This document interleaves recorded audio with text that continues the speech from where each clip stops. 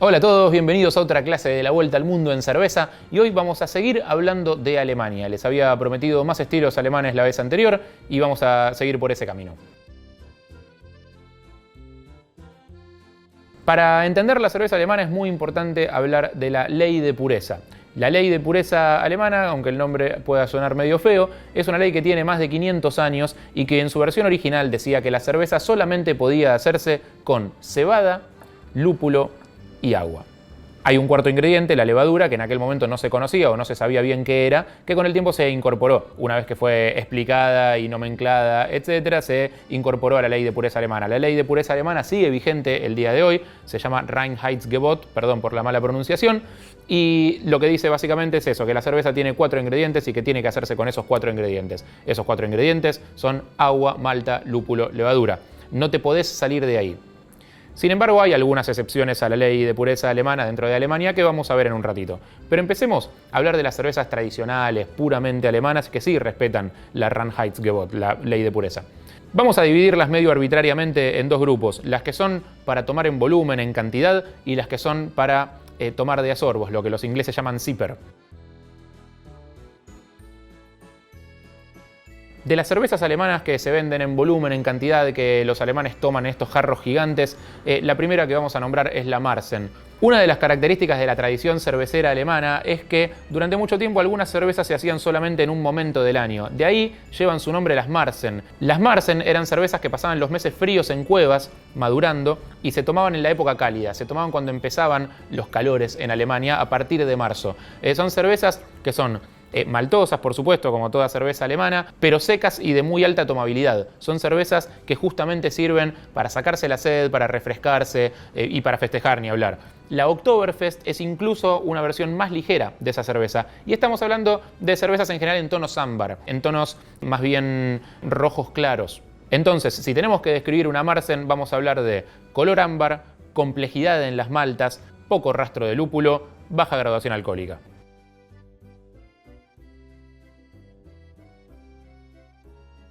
Vamos ahora al mundo de las otras cervezas alemanas que les nombré, las que son más de degustación, las que son más complejas. Vamos a hablar de las Bock. La Bock es una cerveza muy importante en la tradición alemana, es una cerveza que originalmente elaboraban los monjes y es una cerveza que va desde clara hasta oscura, desde poco alcohólica hasta muy alcohólica. Tiene varias versiones y tiene varias formas de tomarla también. La Maibock, su versión clara, y la Dunkles Bock, su versión oscura, son probablemente las más bajas en el rango de alcohol. Estamos hablando de vuelta, Alemania, cervezas maltosas, muy poco rastro de lúpulo, cervezas maltosas pero no empalagosas, no demasiado dulces, cervezas complejas y cervezas que están pensadas para ser tomadas, no están pensadas para empalagar o para cansar el paladar. En su versión un escalón más arriba, un poco más alcohólica, van a encontrar a la Doppelbock. La Doppelbock es una cerveza de alrededor de 7-8 grados de alcohol, que esta sí era la favorita de los monjes porque durante la época de la Cuaresma no se podía comer nada, había que ayunar, pero sí se podía tomar cerveza. Y los monjes elaboraban esta birra que era densa, espesa, muy calórica, muy proteica y que los mantenía alimentados durante todos los días que pasaban ayunando en la Cuaresma. Es por eso quizás que muchos ejemplos comerciales de Doppelbock llevan la terminación Ator en su nombre. Quizás en homenaje, quizás en burla a la original Paulaner Salvator. Está también un ejemplo clásico como la Ayinger Celebrator. Y como esa, muchas más. Hay una tercera versión más alcohólica todavía de la cerveza Bock que se llama Eisbock. Eis viene de hielo en alemán y es una cerveza a la que se la congela, se la somete a temperaturas muy bajas, a las cuales el agua se congela, pero el alcohol no. Se le va extrayendo ese hielo y se obtiene un concentrado mucho más alcohólico, licoroso, también complejo, más alejado, si se quiere, de lo que es una cerveza tradicional, pero muy rica y muy buena para disfrutar quizás en meses más fríos. Un buen ejemplo comercial de cerveza Bock para probar es la Ayinger Bock. Y por supuesto cada cervecería alemana tiene la suya, lo ideal es probarlas todas para apreciar lo que es la verdadera complejidad de las maltas alemanas. Hasta acá venimos hablando de lagers alemanas, pero no todo es lager en el mundo germano, también hay cervezas ales. Recuerdan que la vez anterior habíamos explicado un poco la diferencia entre los dos tipos de levaduras. La más conocida y la más popular de todas ellas, hasta el día de hoy en Alemania, es la Hefeweizen o la cerveza de trigo alemana. El trigo tiene un rol muy importante en la tradición cervecera alemana desde siempre incluso mucho antes de la invención o la redacción de la ley de pureza. Por eso es que durante todos los años en los que la ley de pureza solamente reinó en la zona de Baviera, había cerveceros autorizados a hacer cerveza de trigo, y después en el resto de Alemania obviamente la cerveza de trigo existía y se tomaba y es muy tradicional. En general, cuando hablamos de balance en una cerveza, hablamos del balance entre el amargor y el dulzor, entre el lúpulo y la malta. En el caso de las cervezas de trigo alemanas, la cosa es un poco distinta. El balance viene entre los sabores que deja la levadura. Son cervezas que tienen rastros de levadura muy fuertes. Además de tener el gusto del trigo y además de ser turbias en su aspecto, no es porque el cervecero se haya olvidado de filtrarlas, sino porque deben ser turbias, tienen dos compuestos muy característicos que dejan las levaduras atrás cuando fermentan: ésteres y fenoles. Los ésteres son compuestos que dan sabores y aromas a frutas, y los fenoles son compuestos que dan sabores y aromas a especias. En el caso de la Hefeweizen tradicional alemana, cuando hablamos de fruta hablamos de banana, y cuando hablamos de especia hablamos de clavo de olor. Cuando huelan y prueben una buena cerveza de trigo alemana, van a encontrar esas dos notas muy claras. La banana y el clavo de olor deberían estar en perfecta armonía porque los alemanes trabajan con perfectas armonías.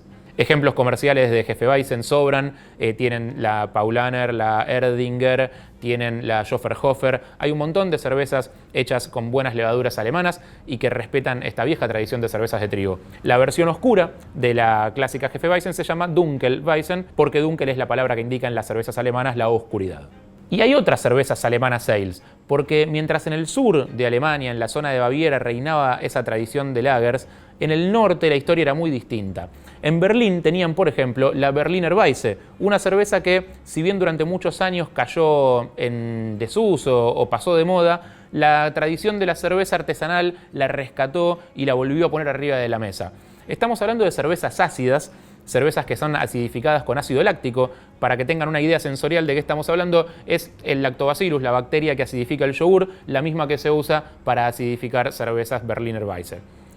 Muchas veces la acidez es tan punzante en estas cervezas que se usa algún tipo de fruta para suavizarlas. Esa fruta puede ser cualquiera que haya en la región. Hoy hay ejemplos tradicionales en Berlín como la Bayerischer Bahnhof o la Berliner Kindl, pero la verdad es que en todos los países, y estoy seguro de que todos los que estén viendo esto tienen alguna cervecería cerca que lo hace, en todos los países hoy los encargados de llevarle la Berliner Weisse a la gente son los cerveceros artesanales. Son los cerveceros que están todo el tiempo inquietos y a la búsqueda de nuevos sabores. Y así fue a la búsqueda de nuevos sabores que los cerveceros artesanales estadounidenses rescataron el último estilo de cerveza alemana del que vamos a hablar hoy, y es la Gose. La Gose sí era una cerveza que había pasado completamente de moda, estaba muerta en Alemania, hasta que algunos cerveceros estadounidenses la levantaron jugando, quizás buscando cosas nuevas para hacer, y la redescubrieron y la volvieron a poner en el mapa. La Gose es una cerveza que viene de la zona de la ciudad de Goslar, en Alemania, y que se hacía a orillas del río Gose, cuya agua es salada. Es una cerveza entonces que tiene sal, tiene trigo y tiene coriandro, muy por fuera de la ley de pureza alemana. Pasa que es tan vieja que precede a la ley no tiene nada que decir sobre este tipo de birra. Los ejemplos alemanes son muy difíciles de conseguir, así que voy a recomendar a la Anderson Valley Gose, que es la cerveza estadounidense que volvió a traer a las pizarras a la Gose, una cerveza muy interesante. Tanto la Berliner Weisse como la Gose tienen trigo y las dos son cervezas de muy baja graduación alcohólica y muy ligeras. Son cervezas veraniegas, frescas, muchas veces con fruta, para disfrutarlas en verano, para disfrutarlas en gran cantidad. En el caso de la Gose, la gran diferencia es que es salada. Bueno, suficiente de hablar de cervezas por hoy, llegó el momento de tomarlas, la cerveza al fin y al cabo está para disfrutar. Nos vemos en la clase que viene en otro país. Salud.